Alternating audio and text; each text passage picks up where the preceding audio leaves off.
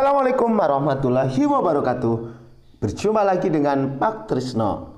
Hari ini kita akan belajar materi kelas 6 tema 8 subtema 2 pembelajaran 4. Pada pembelajaran ini ada 3 muatan pelajaran, yaitu IPS KD 3.1 atau 4.1, Bahasa Indonesia KD 3.8 atau 4.8, dan PPKN KD 3.2 atau 4.2. Yang pertama kita bahas tentang materi IPS, yaitu kondisi sosial budaya Vietnam dan Thailand. Yang pertama Vietnam, yaitu keadaan sosial budayanya merupakan kelompok terbesar di negara Vietnam, disebut Viet. Para wanitanya itu memakai pakaian yang disebut áo dai. Kita bisa lihat pada gambar di situ adalah pakaian yang bernama áo dai, pakaian tradisional. Jadi Thailand dikenal sebagai negeri gajah putih, penduduknya etnis Thai dan Lao. Bahasanya itu ada beberapa macam. Terus olahraga tinju tradisional disebut Muay Thai. Di sana juga ada objek wisata namanya Pantai Pattaya. Bisa dilihat di gambar, ada gambar olahraga Muay Thai dan Pantai Pattaya. Lalu bagaimana antara kondisi geografis dan kondisi sosial budaya? Kita bisa lihat kondisi geografis, daerahnya merupakan bukit, gunung, serta dataran rendah itu di Vietnam. Terus dialiri sungai Mekong juga. Sosial budayanya tadi sudah, pakaiannya dan sebagainya. Lalu anak hubungannya apa? Hubungannya yaitu karena hidup di dataran rendah dan di sekitar sungai Mekong, maka sebagian besar penduduknya bekerja sebagai petani.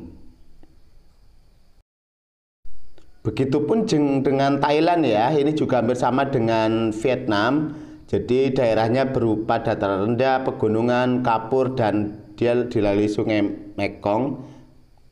Dan sebagian besar penduduknya ya bekerja sebagai petani. Thailand itu dijuluki lumbung padi Asia karena memang penghasil padi terbesar di Asia. Ya, ini termasuk beberapa negara yang terletak di daerah aliran sungai Mekong. Selanjutnya bahasa Indonesia menentukan kesimpulan atau ringkasan suatu paragraf. Jadi untuk bisa menyimpulkan, yang pertama adalah kita membaca teks secara keseluruhan, menentukan gagasan utama. Kesimpulan adalah inti informasi dari teks yang ditulis atau diringkas menggunakan penalaran ya. Beberapa hal yang dilakukan membuat kesimpulan, yaitu membaca keseluruhan, menentukan gagasan pokok, lalu menentukan kesimpulannya. Ini ada sebuah teks berjudul Pembangunan Sektor Pertanian di Asia Tenggara. Nanti kita tentukan gagasan utama, gagasan mendukung, lalu kesimpulan. Kita bisa baca bahwa di sini pembangunan sektor pertanian itu merupakan sektor yang paling strategis.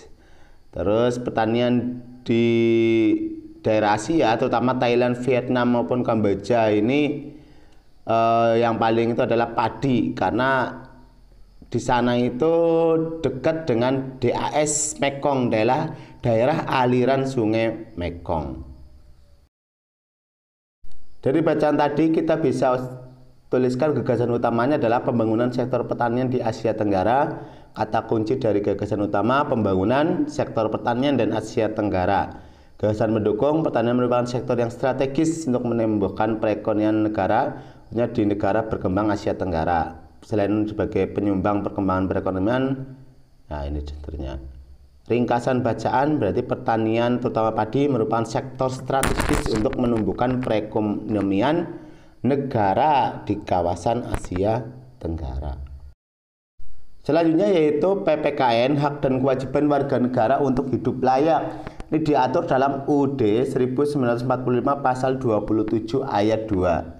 Nah, dari pasal itu kita pahami pesan apa yang dapat kamu dapatkan dari bunyi pasal, yaitu sebagai warga negara berhak mendapatkan penghidupan yang layak. Apa menurutmu pasal tersebut disinggung tanggung jawab warga negara dalam mengusahakan kehidupan yang layak? Iya. Kalimat apa? Mengusahakan suatu usaha untuk mencapai tujuan tersebut. Amati lingkungan sekitarmu, identifikasi kegiatan yang dilakukan warga sebagai perwujudan tanggung jawab mendapatkan kehidupan yang layak.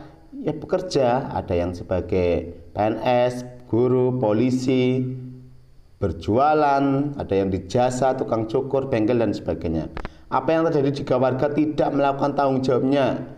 Ya, tidak terpenuhi kehidupan yang layak, akan memunculkan pengangguran dan kemiskinan. Demikian untuk penjelasan pembelajaran kali ini. Jangan lupa yang belum klik tombol subscribe-nya, klik tombol subscribe, like dan share ke teman-teman untuk bisa berbagi manfaat kepada orang lain. Sampai berjumpa lagi. Wassalamualaikum warahmatullahi wabarakatuh.